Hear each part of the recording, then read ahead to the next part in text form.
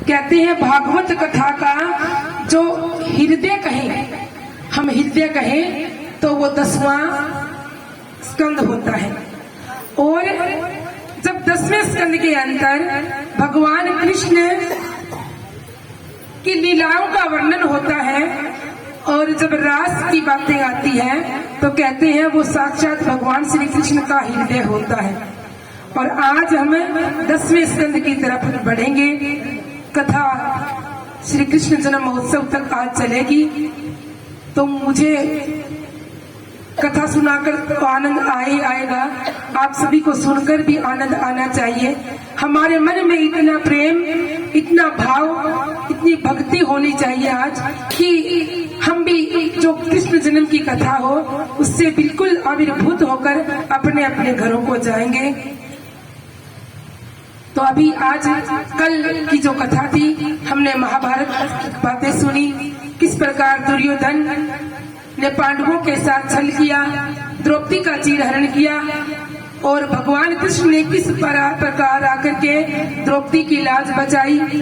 और उसके बाद में फिर ये सृष्टि किसने बनाई, कैसे बनाई, क्यों बनाई और कब तक रहेगी, ये सारा का सारा वृत्तांत कल की कथा में आया। और हम भी क्योंकि इसी सृष्टि के हैं और सृष्टि में ही रह करके हमें अपने जीवन को सुंदर बनाना है। देखिए, जीवन तो सभी के पास है, जीवन तो सभी जी रहे हैं, कोई सुख में जी रहा है, कोई दुख में जी रहा है, लेकिन कई ऐसे भी विरले प्राणी होते हैं जो आनंद में जीते हैं। बोलो कृष्ण कन्हैया लाल की। क्योंकि सुख दुख की जो परिभाषा है ना, वो तो संसार में ही होती है। अभी थोड़ी देर पहले जब हम यहाँ आए थे, इतनी कड़ी धूप भी थी, गर्मी भी थी, हवा बिल्कुल नहीं लग रही थी, चल रही थी, पसीने पसीने हो रहे थे। तो क्या था? दुख था, दुखी हो रहे थे, प्रार्थना कर रहे थे भगवान ठंड कर दो, बारिश कर दो। कथा पे बैठने का भी आनंद आएगा, सुनने में भी आनंद आएगा, आनंदित हमें होना है। तो जो दुख था वो अब थोड़ी देर बाद में थोड़ा बादल हुआ, थोड़ी हवा चली तो सुख में बदल गया। बोलो कृष्ण कन्हैया लाल की। तो सुख दुख तो दोनों ना यहीं पर हम महसूस करते हैं, लेकिन जो सुख और दुख से परे जो और ज्यादा हमें ज्यादा ही आनंदित करें, आनंदित मतलब हमारे जीवन में आनंद आए, वो जीवन सबसे सुंदर जीवन है। और वो जीवन कहाँ मिलता है? वो इस तरह कथाओं में, सत्संग में, संतों के संग में। संत चरण में लाग रे तेरी अच्छी बनेगी, अच्छी बनेगी तेरी बिगड़े बनेगी, खुल जाएंगे तेरे भाग रे तेरी अच्छी बनेगी। सुंदर भजन गाया करते हैं सत्संग में कि जहाँ संतों के चरण पड़े, और आज तो साक्षात बाबा भारती जी महाराज जैसे तपस्वी के चरण पड़े हुए हैं। ये सुंदर जो मंदिर भवन है, ये तो साक्षात पूरा का पूरा एक तपस्वी है। और यहाँ पर तो उन संत की भक्ति की वाइब्रेशन, वो खुशबू या चारों ओर वातावरण में फैली रहती है। तो यहाँ तो ये तो आनंद की भूमि वैसे ही है। और ऊपर से यहाँ पर यहाँ कृष्ण कथा चल रही है, तो कृष्ण कथा का आनंद और संतों का आशीर्वाद हमें एक साथ मिल रहा है, तो क्यों वंचित रहें और कथा का रसपान करें। तो आज अभी चलते हैं कथा की ओर। सुखदेव जी महाराज परीक्षित को कह रहे हैं, परीक्षित कल सृष्टि निर्माण, सृष्टि वर्णन की कथा हमने सुनी, अब आज आगे की जो कथा है वो कपिल मुनि की हम सुनाने जा रहे हैं। तो कपिल मुनि भगवान के ही एक अवतार हुए हैं। भागवत कथा में वर्णन आया है कि भगवान के 24 अवतार हुए, विष्णु भगवान के 24 अवतार हुए। और जिन अवतारों में मत्स्य अवतार, भगवान एक बार मछली का अवतार लेकर आए थे। एक वराह अवतार, जिसको सुअर कहते हैं, भगवान सुअर के रूप में भी आए थे। वामन अवतार, एक बार भगवान 52 उंगल के बनकर के संसार में आए थे।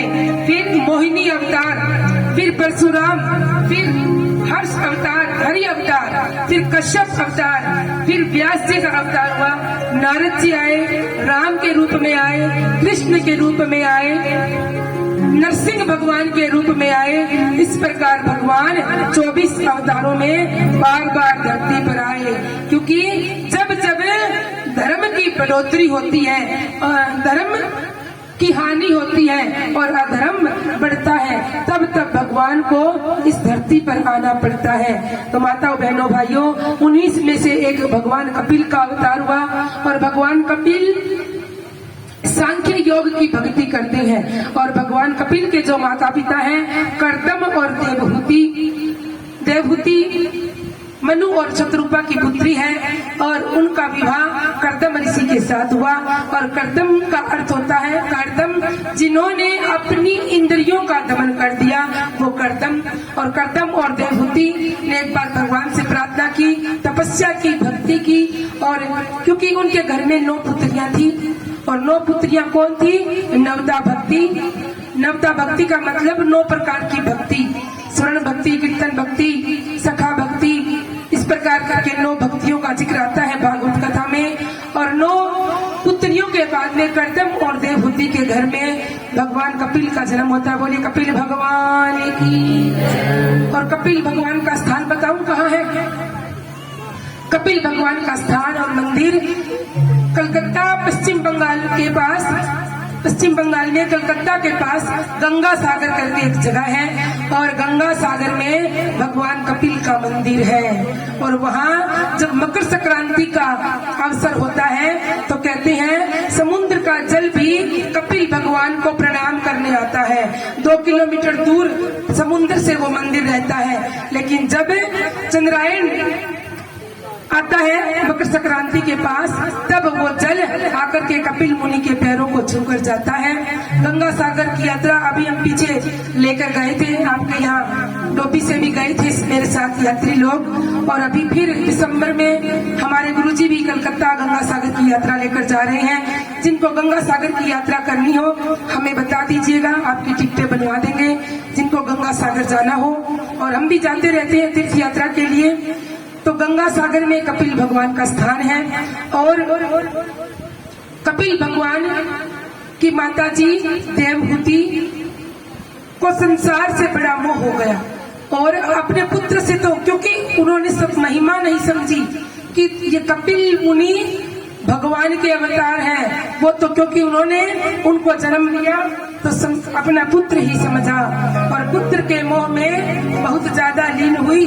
तो भगवान कपिल ने अपनी माताजी को ज्ञान दिया, अपनी माताजी को ज्ञान दिया कि माताजी संसार के मोह में कुछ नहीं रखा, आप अपनी लगन और अपनी भक्ति आप परमात्मा के चरणों में जोड़ लीजिए। आपको अपने जीवन को सुधारना है, आपको ये संसार है ना, ये संसार में हम थोड़े दिन रहने के लिए आए हैं, इस संसार को छोड़ना पड़ेगा। तो संसार को छोड़कर हम कहाँ जाएंगे? संसार को, क्योंकि यहाँ तो अभी जैसे आप लोग इस मंदिर में आए और मंदिर में आकर के आपने 2 घंटे 3 घंटे कथा सुनी। अब कथा सुनने के बाद कहाँ जाओगे बताइए? कथा सुनकर अपने घर ही में तो जाओगे, यानी कि यहाँ कोई परमानेंट कोई ठिकाना नहीं है। हम सबको पता है हम कहाँ से आए हैं, हमें कहाँ जाना है। अपने अपने घरों से आए हैं और यहाँ कथा सुन करके वापिस अपने घरों को जाना है। कपिल मुनि भी अपनी माताजी को समझा रहे हैं, माताजी यहाँ कुछ नहीं है, यहाँ तो केवल हमें ये संसार का नाटक देखने के लिए आए हैं। और नाटक में कोई माँ बन गई, कोई बहन बन गई, कोई भाई बन गया, कोई पुत्र बन गया, कोई स्त्री बन गया। और जब नाटक खत्म हो जाएगा तो हमें भी छोड़कर चले जाएंगे। ना तो ये सुंदर रूप देखकर भूला, धन यौवन में तू क्यों भूला। एक दिन ये हंसा अकेला उड़ जाएगा, माटी का खिलौना माटी में मिल जाएगा। सांख्य योग का ज्ञान कपिल भगवान अपनी माताजी को दे रहे हैं कि माताजी अगर प्रेम ही करना है, लगन ही लगाए रखनी है तो मुझसे नहीं परमात्मा से लगन जोड़ो। और अपनी लगन को ऐसा जोड़ लो कि फिर हमें संसार में आना जाना ना पड़े। अपनी माँ को बता रहे हैं और हमें भी कपिल मुनि की इस व्याख्यान से यही शिक्षा मिलती है कि ये जो हम अपने शरीर को इतना भाव देते हैं ना, ये शरीर मेरा सुंदर है, इसको सजाना है, ये मेरी कोठी, मेरा बंगला, ये सब यही रह जाएगा। सुंदर भजन गाया करते हैं हम सभी मिलकर, बोलेंगे थारी काया रो गुलाबी रंग उड़ जासी काया रो गुलाबी हरी काया रो गुलाबी रंग उड़ जासी हरी काया रो गुलाबी रंग उड़ जासी रे फीको पड़ जासी उड़ जासी रे फीको पड़ जासी हरी काया रो गुलाबी रंग उड़ जासी हरी काया रो गुलाबी रंग उड़ जासी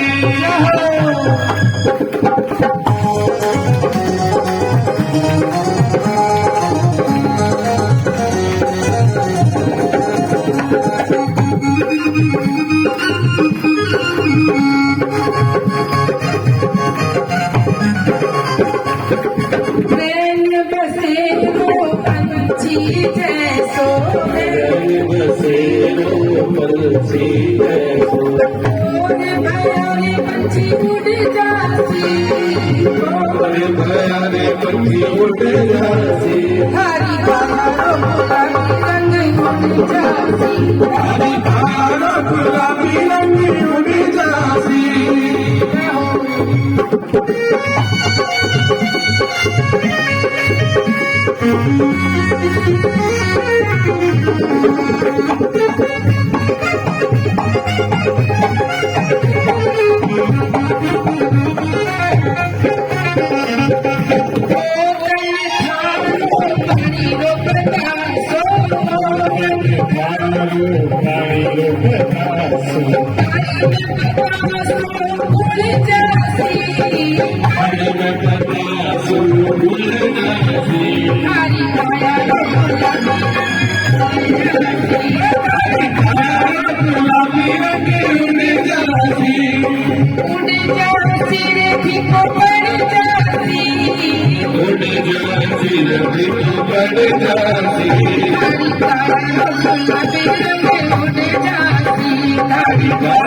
गुलाबी रंग उड़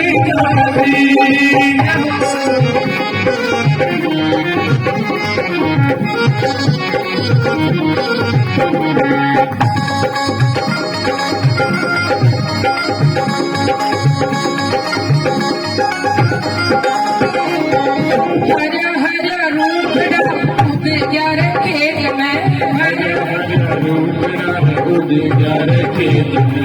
हरा रूपड़ा उग गया रे खेत में पान फूल एक दिन झड़ जासी पान फूल हरी काया रो गुलाबी रंग उड़ जासी हरी काया रो गुलाबी रंग उड़ जासी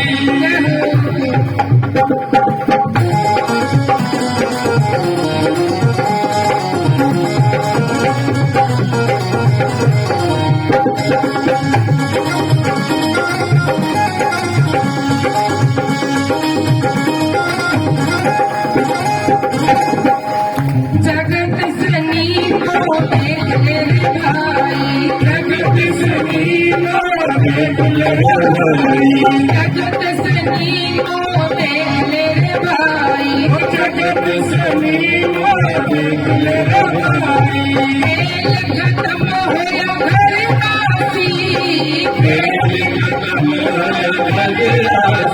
हरी काया रो गुलाबी रंग उड़ जासी हरी काया रो गुलाबी रंग उड़ जासी